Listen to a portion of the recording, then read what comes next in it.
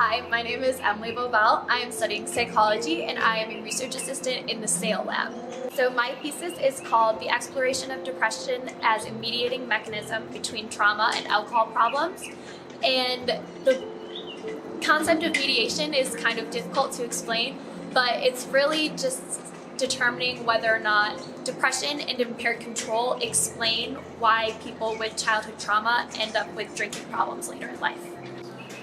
The most interesting finding, in my opinion, was that emotional abuse was the form of childhood trauma that had the strongest relationship with depression. So even in comparison to all of the other types of trauma, there's physical abuse, sexual abuse, physical neglect, and emotional neglect.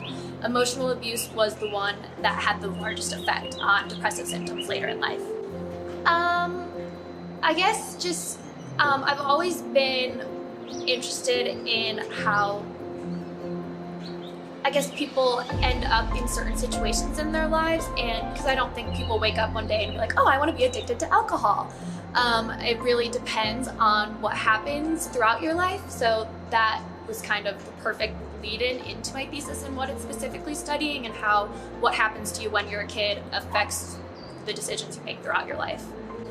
So my main interest is in correctional psychology, so I would love to kind of use this information that I've learned through my thesis and get a degree in clinical psychology, and then use that to mainly focus on corrections research and kind of see if these negative life experiences early on also contribute to negative things later on, like criminal activity, in addition to the alcohol addiction.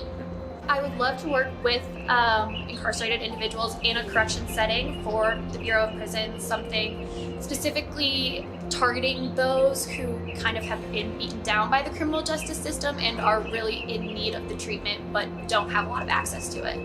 I just really feel like all people deserve to be treated with respect, and I see a lot of the time how unfortunate it is that these people aren't being treated with basic human decency. And a lot of people kind of assume, like I said before with addiction, that they just made these decisions to be involved in this criminal lifestyle, when in reality it's been kind of influenced by their entire life experience. I would definitely want to focus on mental health treatments in prison and seeing if creating effective treatments can reduce the recidivism rates in America, because they're horrifically high, especially in comparison to other countries. So I would love to be able to do a lot of comparison research for treatment of incarcerated individuals in other countries and how much more effective it is to reduce those recidivism rates, and see if we can implement them in America as well.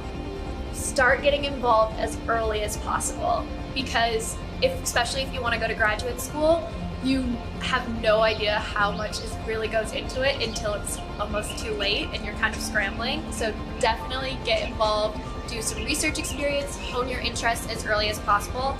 And it's good to get that experience early because you can also figure out what you don't like. So I got started late, but being a member of SAIL has helped me more than anything else. My mentor, Dr. Paddock Peckham, has told me everything I need to do, and even when I don't want to do those things, she's been very supportive of it, and I cannot thank her enough for that, for helping me trying to figure out what I want to do with my life. But so yeah, I've learned a bunch of research skills, how to navigate research databases, like skills that I know I will definitely use if I carry on and go to grad school.